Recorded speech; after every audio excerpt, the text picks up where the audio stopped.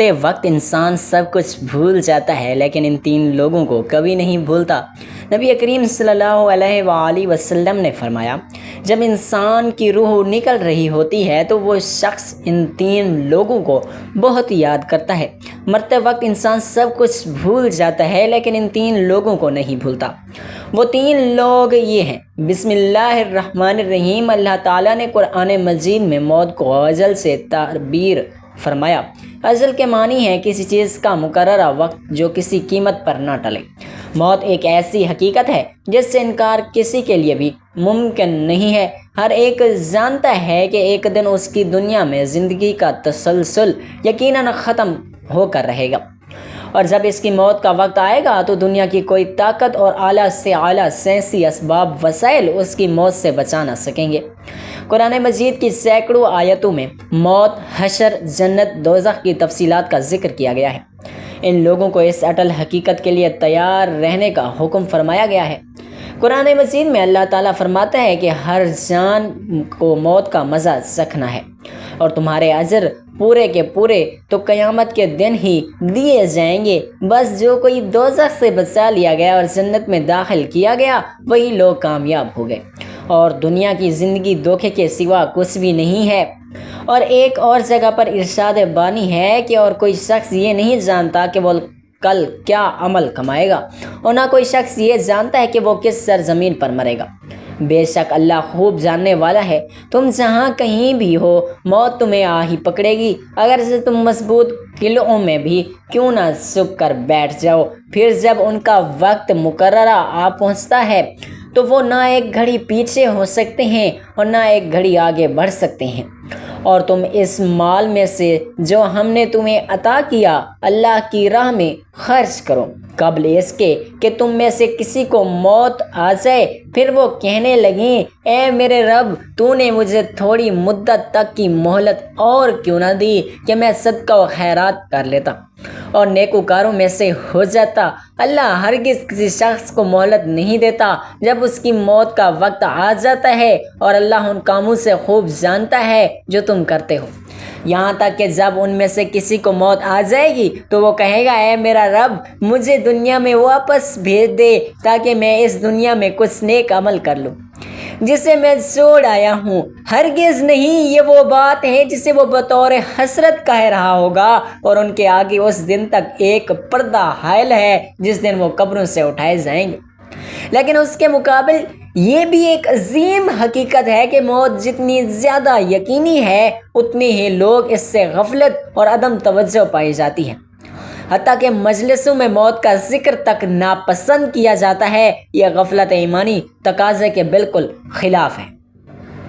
مومن کی شان یہی ہے کہ وہ کثرت سے موت کو یاد کرے اور جہاں تک ممکن ہو آخرت کی تیاری کے لیے ہر وقت فکر مند رہنا چاہیے۔ قرآن مجید کی سینکڑوں آیتوں میں موت، حشر اور جنت و دوزخ کی تفصیلات کا ذکر کیا گیا ہے، اور انبیاء کرام کی بعثت کا اہم ترین مقصد بھی یہ تھا کہ انسان کو اس کی اصل اور دائمی زندگی سے آگاہ کر کے وہاں کے دائمی نعمتوں کا اسے مستحق بنا دیا جائے۔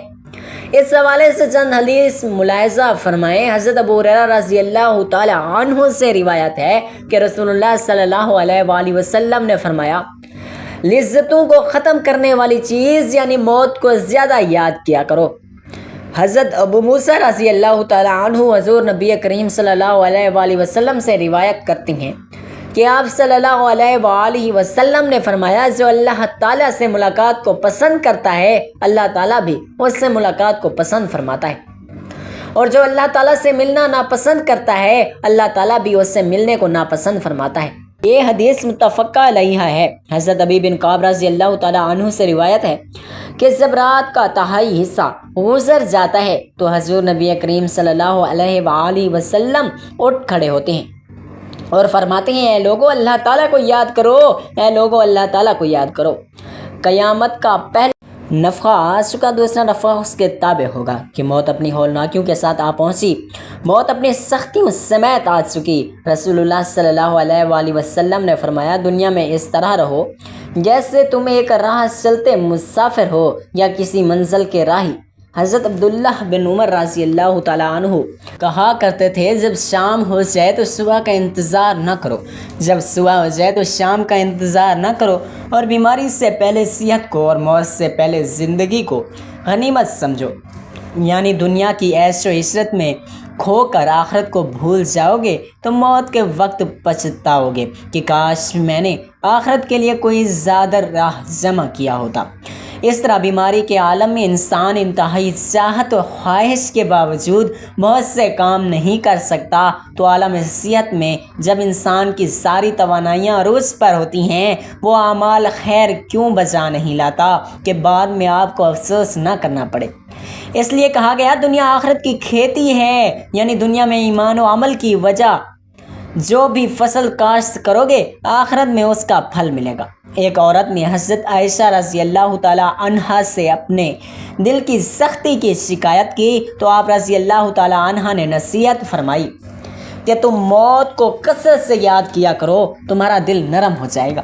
حضرت علی بن ابی طالب رضی اللہ تعالیٰ عنہ فرماتے ہیں کہ قبر عمل کا صندوق ہے اور موت کے بعد اس کی خبر ملے گی۔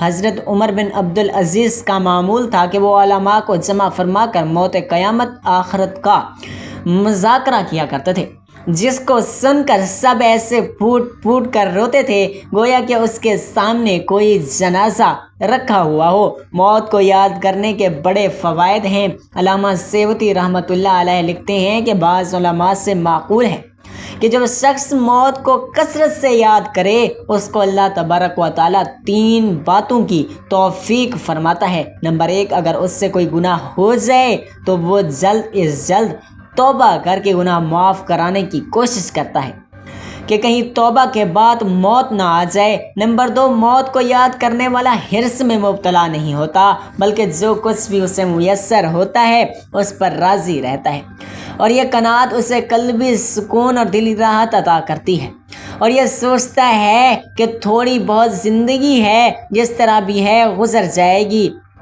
جس طرح بھی ہے گزار لیں گے۔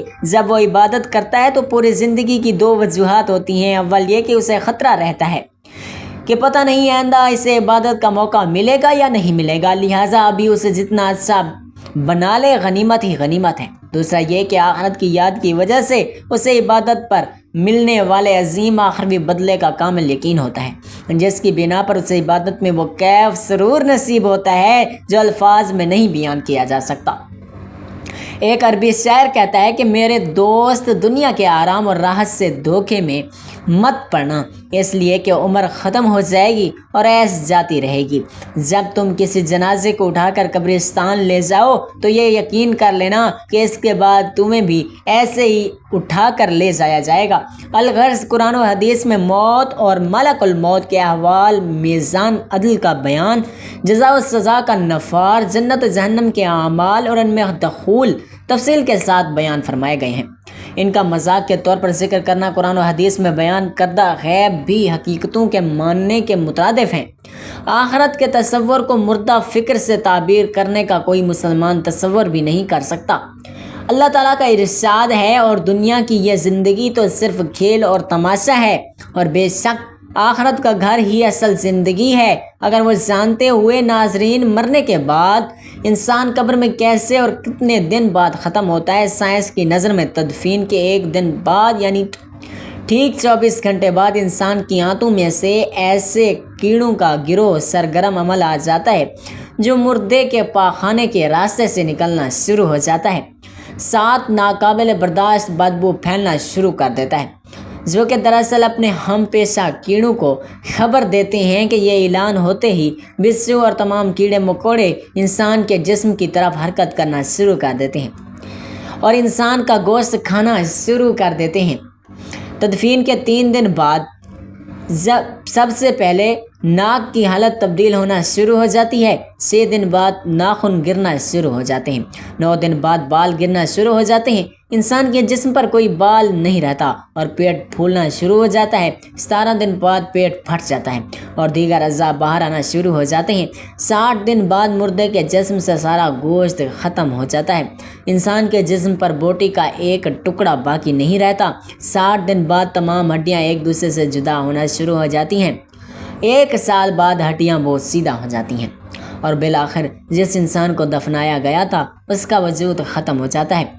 عام طور پر یہ تصور کیا جاتا ہے کہ زندگی کے آخری لمحات میں ایک ایسی جنگ سی چل رہی تھی کہ انتقال کرنے والے شخص کا چہرہ دیکھنے پر لگتا ہے جیسے وہ سو رہا ہو۔ چہرے پر بہت عام تاثرات ہوتے ہیں۔ ایسے لگتا ہے کہ موت کا عمل آخری سانس لینے سے 1 ہفتہ قبل شروع ہو جاتا ہے۔ اسی دوران صحت متاثر ہونے لگتی ہے، جسم کمزور پڑنے لگتا ہے، چلنے میں دشواری پیش آنے لگتی ہے، غنودگی طاری رہتی ہے، آخری لمحات میں کھانا پینا مشکل ہونے لگتا ہے۔ کسی شخص میں طاقت نہیں کہ خدا کے حکم کے بغیر مر جائے، اس نے موت کا وقت مقرر کر رکھا ہے، اور جو شخص دنیا میں اپنے اعمال کا بدلہ چاہے اس کو ہم یہی بدلہ دیں گے۔ ہم شکر گزاروں کو بہت اچھا صلہ دیں گے۔ مرتے وقت انسان کے دل و دماغ سے ہر چیز نکل جاتی ہے، سب کچھ بھول جاتا ہے، اپنا مال و دولت، محل و عزیز و اقارب، رشتہ دار، سب کچھ بھول جاتا ہے، مگر مرتے وقت انسان 2 لوگوں کو بہت زیادہ یاد کرتا ہے۔ 2 لوگ ہرگز نہیں بھولتا، ان کو سامنے بٹھا کر چیخنے کی کوشش کرتا ہے، ان کے غم میں رونے کی کوشش کرتا ہے مگر رو نہیں پاتا۔ حضرت مولانا جلال الدین رومی رحمۃ اللہ فرماتے ہیں کہ میرے محلے میں ایک شخص زندگی موت کی جنگ لڑ رہا تھا اور مرنے والا تھا، موت کے بالکل قریب تھا۔ لوگ میرے پاس آئے اور بولے، حضرت ہمارا ایک شخص مرنے والا ہے، آپ آئیں، انہیں کلمہ پڑھنے کی تلقین کریں، قرآن پڑھنے کی تلقین کریں۔ حضرت مولانا جلال الدین رومی رحمۃ اللہ علیہ فرماتے ہیں کہ میں اس مرنے والے کے پاس گیا، اس کے قریب بیٹھ گیا، اس کے پاس میں اس کے قریب بھی دوست، رشتہ دار، عزیز و اقارب بھی بیٹھے ہوئے تھے۔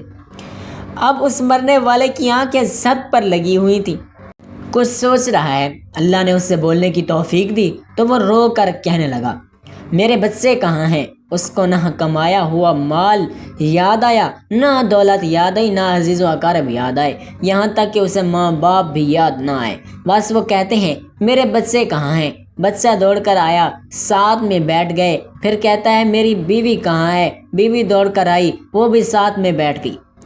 اب کہتا ہے، تمہیں دیکھ کے میرا دل رو رہا ہے، سوچ رہا ہوں کہ میرے مر جانے کے بعد میرے بچوں کا کیا بنے گا۔ انسان جب مرتے وقت بچوں کو دیکھتا ہے، اللہ تعالیٰ جب اسے دیکھنے کی توفیق دیتا ہے، ہمت دیتا ہے، جب آخری بار بچوں کو دیکھتا ہے تو وہ یہ بھول جاتا ہے کہ میرے مرنے کے بعد میرا کیا بنے گا، بلکہ یہ سوچتا ہے کہ میرے مرنے کے بعد میری اولاد کا کیا بنے گا، میرے مرنے کے بعد پتہ نہیں میرے ان بچوں کا میری طرح کوئی خیال بھی رکھے گا یا نہیں۔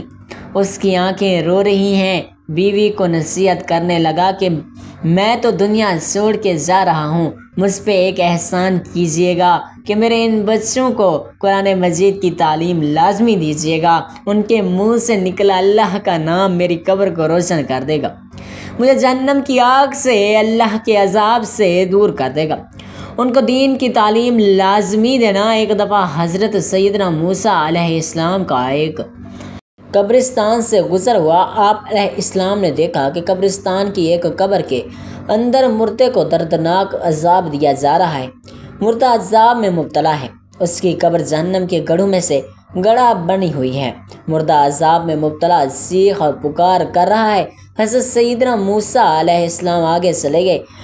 کام کرنے کے بعد واپس جب اسی راستے سے گزر ہوا تو آپ نے دیکھا وہی جہنم میں جلنے والا شخص جسے قبر میں عذاب دیا جا رہا تھا، اب وہ شخص جنت میں ٹہل رہا ہے، اس کی قبر جنت کا باغ بنی ہوئی ہے۔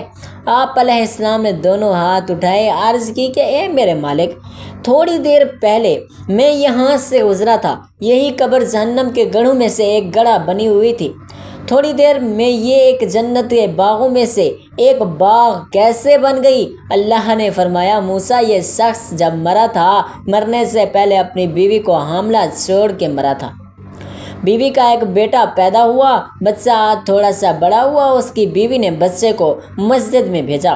معلم صاحب نے اس کے بچے کو بسم اللہ الرحمن الرحیم پڑھائی۔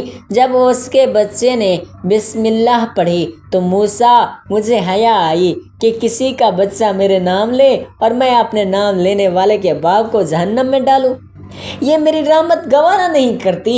اس لیے ہمیں چاہیے کہ اپنے بچوں کو قرآن مجید کی تعلیم دیں۔ اگر تم چاہتے ہو کہ تمہاری قبریں روشن ہوں، عذاب تمہارے قریب بالکل نہ آئے، تو اپنے بچوں کو قرآن مجید کی تعلیم لازمی دینا۔ حضرت مولانا جلال الدین رومی رحمۃ اللہ علیہ فرماتے ہیں کہ وہ شخص توبہ کرتا کرتا یہ کہتا کہ میرے بچوں کو قرآن مجید کی تعلیم لازمی دینا، ایک دم اس کی زبان لڑکھڑانے لگی، اس کا بدن کانپنے لگا، موت کا فرشتہ آ گیا روح نکالنے کے لیے۔ فرماتے ہیں کہ جب انسان کی روح نکلتی ہے تو اس کا منہ کھل جاتا ہے، دونوں ہونٹ ایک دوسرے سے جدا ہو جاتے ہیں۔ انسان کی روح انسان کے پیروں سے نکلتی ہوئی اوپر کی طرف آتی ہے، جب دل اور پھیپھڑوں تک پہنچتی ہے تو یہ وہ لمحہ ہوتا ہے، یہ وہ وقت ہوتا ہے جب انسان زندگی میں پہلی بار فرشتے اور شیطان کو دیکھتا ہے۔ یہ وہ مرحلہ ہوتا ہے جب انسان ایک طرف شیطان اس کے کان میں غلط مشورہ ڈالتا ہے اور دوسری طرف اس کی زبان سے اس کے عمل کے مطابق الفاظ نکلنے لگتے ہیں۔ اگر انسان نیک ہوتا ہے، نمازی ہوتا ہے، عبادت گزار ہوتا ہے، تو پھر اس کا دماغ اس کی زبان کو کلمہ پڑھنے کی تلقین کرتا ہے، درود پڑھنے کی تلقین کرتا ہے۔ اور اگر انسان نیک نہیں ہوتا تو پھر اس کا جو دماغ ہوتا ہے وہ عجیب سی ہیبت کا شکار ہو جاتا ہے اور انسان شیطان کے مشورے کو قبول کر بیٹھتا ہے۔ جب انسان شیطان کے مشورے کو قبول کر بیٹھتا ہے تو پھر کوشش کرتا ہے کلمہ پڑھنے کی، لیکن کلمہ نہیں پڑھ سکتا۔ ناظرین، آج ہماری آنکھیں کھلی ہوئی ہیں، آج ہماری سانسیں چل رہی ہیں۔ اس سے پہلے کہ یہ وقت گزر جائے، یہ زندگی کے لمحے میرے اور آپ کے لیے غنیمت ہیں۔ آخرت کے لیے کچھ ایک اچھا کر کے مرنے سے پہلے قبر کی روشنی بنا لو۔ معلوم نہیں پھر فرصت ملے نہ ملے، معلوم نہیں پھر یہ زندگی کے لمحے ملے نہ ملیں۔ تو ناظرین، غرور و تکبر، لالچ، گھمنڈ، دشمنی، حسد، بغض، لالچ، عزت، وقار، نام، عہدہ، بادشاہی، یہ سب کہاں جاتا ہے؟ سب کچھ خاک میں مل جاتا ہے۔ انسان کی حیثیت کیا ہے؟ مٹی سے بنا، مٹی میں دفن ہوا، مٹی ہو جاتا ہے۔ 5 سے 6 فٹ کا انسان قبر میں جا کر بے نام و نشان ہو جاتا ہے۔ دنیا میں اکڑ کر چلنے والا، اپنے آپ کو طاقتور سمجھنے والا، دنیا پر حکومت کرنے والا، قبر میں آتے ہی اس کی حیثیت صرف مٹی رہ جاتی ہے۔ لہٰذا انسان کو اپنی ابدی اور ہمیشہ کی زندگی کو خوبصورت اور پرسکون بنانے کے لیے ہر لمحہ فکر کرنی چاہیے، اللہ کو یاد کرنا چاہیے، ہر نیک عمل اور عبادت میں اخلاص پیدا کرنا چاہیے اور خاتمہ بالخیر کی دعا کرنی چاہیے۔ مرتے وقت انسان سب کچھ بھول جاتا ہے، لیکن ایسی دوستیاں ہیں جسے انسان مرتے وقت ہرگز نہیں بھولتا۔ انسانی جسم لفانی نہیں ہے، یہ زمین پر ایک مدت سے زیادہ زندہ نہیں رہ سکتا۔ عام طور پر جسم زمین پر کئی رنگ بدلتا ہے، بچپن سے جوانی، جوانی سے بڑھاپا۔ یہ تمام علامات جسم کی پل پل موت کی طرف بڑھنے کی خبر دیتا ہے کہ وقت بہت قریب آ گیا ہے۔ ایسے موقع پر محبت کرنے والوں کو چاہیے کہ وہ جسم کو تنگ نہ کریں، اسے کوئی ذہنی یا جسمانی تکلیف نہ پہنچائیں، تاکہ روح کے جسم سے جدا ہونے کا یہ عمل آسان ہو جائے۔ مرنا ایک ایسا عمل ہو سکتا ہے جس کے دوران جسم زندگی کو جانے دیتا ہے۔ یہ عمل مختلف لوگوں کے درمیان مختلف ہو سکتا ہے۔ جب لوگ مر رہے ہوتے ہیں تو جسم کا نظام آہستہ آہستہ کام کرتا ہے، دل کی دھڑکن ہلکی ہو جاتی ہے اور دوران خون کے کم ہو جانے کی وجہ سے دماغ اور باقی اعضاء کو کم آکسیجن ملتی ہے، جس کی وجہ سے دماغ صحیح طور پر کام نہیں کر پاتا۔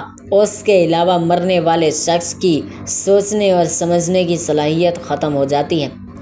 اگر آپ نے موت کو گلے لگاتے کسی شخص کو کبھی دیکھا ہو تو آپ نے بھی غور کیا ہوگا کہ ایسا لگتا ہے جیسے اچانک اس کے چہرے پر سکون آ گیا ہو، لیکن اس دوران آخر اس کے دماغ میں کیا چل رہا ہوتا ہے؟ انتقال کرنے والے شخص کا چہرہ دیکھ کر یوں لگتا ہے کہ جیسے وہ سو رہا ہو۔ چہرے پر بہت عام تاثرات ہوتے ہیں، میرے ایک رشتہ دار انتقال کے قریب بہت تکلیف میں تھے، لیکن مرنے کے بعد ان کا چہرہ چمک رہا تھا اور اچانک ایسے لگنے لگا جیسے وہ بہت خوش ہوں۔ ناظرین، عام طور پر یہ تصور کیا جاتا ہے کہ زندگی کے آخری لمحات میں ایک جنگ سی چل رہی ہوتی ہے۔ انتقال کرنے والے شخص کا چہرہ دیکھ کر یوں لگتا ہے جیسے سو رہا ہو۔ چہرے پر عام تاثرات ہوتے ہیں۔ ایسا لگتا ہے کہ موت کا عمل آخری سانس لینے سے ایک ہفتہ قبل شروع ہو جاتا ہے۔ اس دوران صحت متاثر ہونے لگتی ہے، جسم کمزور پڑنے لگتا ہے، چلنے میں دشواری پیش آنے لگتی ہے، غنودگی طاری رہتی ہے۔ آخری لمحات میں کھانا پینا مشکل ہونے لگتا ہے اور کسی شخص میں طاقت نہیں کہ وہ خدا کے حکم کے بغیر مر جائے۔ اس نے موت کا وقت مقرر کر کے لکھ رکھا ہے، اور جو شخص دنیا میں اپنے اعمال کا بدلہ چاہے اس کو ہم یہی بدلہ دیں گے، اور جو آخرت میں طلب و ثواب ہو اس کو وہاں اجر عطا کریں گے، اور ہم شکر گزاروں کو عن قریب بہت اچھا صلہ دیں گے۔ مرتے وقت انسان کے دل و دماغ سے یہ چیز نکل جاتی ہے، سب کچھ بھول جاتا ہے، اپنا مال و دولت، محل، عزیز و اقارب، رشتہ دار، سب کچھ بھول جاتا ہے، مگر مرتے وقت انسان دو لوگوں کو بہت زیادہ یاد کرتا ہے۔ وہ لوگ ہرگز نہیں بھولتا، ان کو سامنے بٹھا کے چیخنے کی کوشش کرتا ہے، ان کے غم میں رونے کی کوشش کرتا ہے، مگر وہ نہیں رو پاتا۔ انسان جب مرتے وقت بچوں کو دیکھتا ہے، اللہ تعالیٰ جب اسے دیکھنے کی توفیق دیتا ہے، ہمت دیتا ہے، جب آخری بار بچوں کو دیکھتا ہے تو وہ یہ بھول جاتا ہے کہ میرے مرنے کے بعد میرا کیا بنے گا۔ یہ سوچتا ہے کہ میرے مرنے کے بعد میری اولاد کا کیا بنے گا، میرے مرنے کے بعد پتہ نہیں میرے ان بچوں کا میری طرح کوئی خیال بھی رکھے گا یا نہیں۔ اس کی آنکھوں میں آنسو ہوتے ہیں، اس کی آنکھیں رو رہی ہوتی ہیں۔ بیوی کو نصیحت کرنے لگا، میں دنیا چھوڑ کے جا رہا ہوں، مجھ پہ ایک احسان کیجیے گا، میرے ان بچوں کو قرآن مجید کی تعلیم لازمی دیجیے گا، ان کے منہ سے نکلا اللہ کا نام میری قبر کو روشن کر دے گا، مجھے جہنم کی آگ سے، اللہ کے عذاب سے دور کر دے گا، ان کو دین کی تعلیم دینا۔ ناظرین، اللہ پاک سے دعا ہے اللہ پاک ہم سب کو نیک عمل کرنے کی توفیق عطا فرمائے۔ میرا سنانا اور آپ کا سننا اپنی بارگاہ الہی میں قبول و منظور فرمائے اور ہمارا خاتمہ ایمان پر فرمائے، آمین یا رب العالمین۔ ناظرین، ویڈیو اچھی لگی ہو تو ویڈیو کو لائک کریں، دوستوں میں شیئر کریں، چینل کو سبسکرائب کریں اور کمنٹ باکس میں اللہ تعالیٰ کے 99 ناموں میں سے ایک نام ضرور ٹائپ کریں۔ جزاک اللہ خیرہ۔